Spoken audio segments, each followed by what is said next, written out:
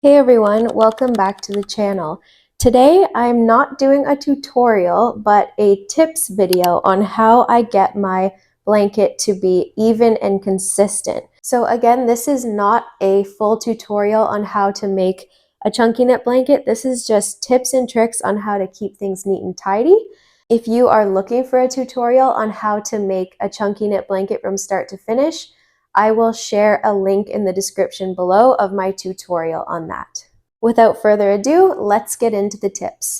My first tip for making a perfectly straight and consistent chunky knit blanket is to make your foundation chain loops a little bit bigger than the loops of the body of your blanket. So I like to make my foundation chain loops about 2.5 inches or 3 fingers in size. Let's just double check that it measures 2.5 inches. You can see there it measures about 2.5 inches, and it's just worked out for me that 2.5 inches equals 3 of my fingers, so I use that quite often as a tool of measurement for myself. That brings me to tip number 2, which is learning how many finger widths you need to make one loop. You can end up going a lot faster just by getting a feel with your fingers instead of having to reach for your measuring tape every time. So let's continue making this foundation chain. We're going to reach in, grab a loop, and pull up another loop that's about 2.5 inches. For me, 3 fingers. We're going to keep doing that, continue pulling up loops 2.5 inches in size. And the most important thing when you're making these blankets is to just be consistent. I don't care if your foundation chain loops are actually 4 inches in size. The important thing is that you are consistent with every loop. So you can see that I'm just double checking as I pull up my loops that they all are 3 of my finger widths in size. Tip number 3 is to check the row that you've just completed before you move on to your next one. 2 things I always check for is that in general, does the row look overall cohesive, overall consistent? Is it laying straight? Things like that. The second thing I look for is, did I get the correct number of loops? So I'm just making a little sample here, but I wanted to do a 15 loop sample. So before I continue, I'm going to double check that this is in fact 15 loops. I do have 15 loops, and I'm happy with how this looks in terms of straightness and consistency. All the loops pretty much look to be about the same size, so I'm happy to move on to my second row.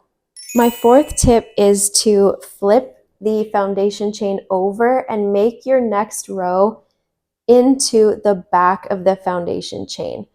I see a lot of people just pulling loops up in the top of their foundation chain and continuing their blanket that way. And I wish that worked for me. I cannot figure out how to make it not go wobbly like this at the bottom, and it just gets worse and worse as I go. So I've had to do a different method to make sure that I can keep my blanket consistent. So what you're going to do is flip the foundation chain over and work into these little nubs at the back of your foundation chain. We're going to be working into this little nub first. So let's go in and pull up a loop. And remember, now we're working on the body of our blanket. So our loops are actually going to be a little bit smaller. We want them to be about 2 inches, which they are. So for me, these body loops of my blanket are more like 2 finger widths, whereas the foundation chain loops are more like 3.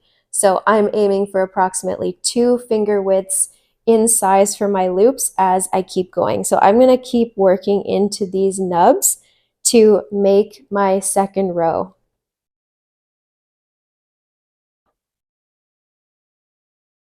So this is what it's looking like after finishing that next row. I'm very happy with how consistent it is. All my loops here are looking pretty uniform, so I'm happy with that. Now, tip number 5 is to make the loops of your edges the same size as your foundation chain loops. On the edges here, I'm going to be making my loops 2.5 inches, and everything in the middle is 2 inches.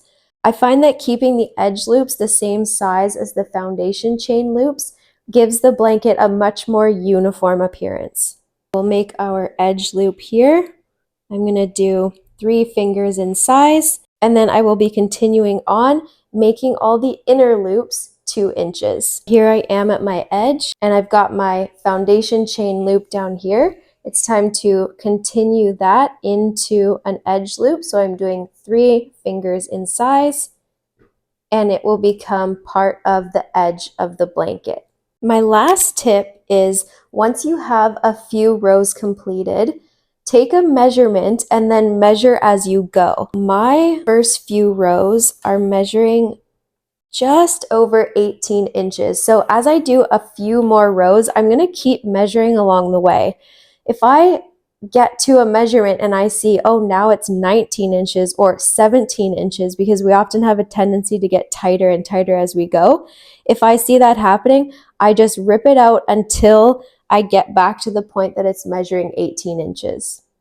My bonus tip is really just a nagging reminder to make your last row 2.5 inches, or for me, 3 fingers in size. We want it to match the rest of the edge of the blanket. So we're making these top loops 3 fingers or 2.5 inches. If you need a full tutorial on how to finish off your blanket, please check out my other videos. But for now, just the reminder that you want to make these top edge finishing loops the same size. If you found this tips and tricks video helpful, please give it a thumbs up down below, and don't forget to subscribe for later.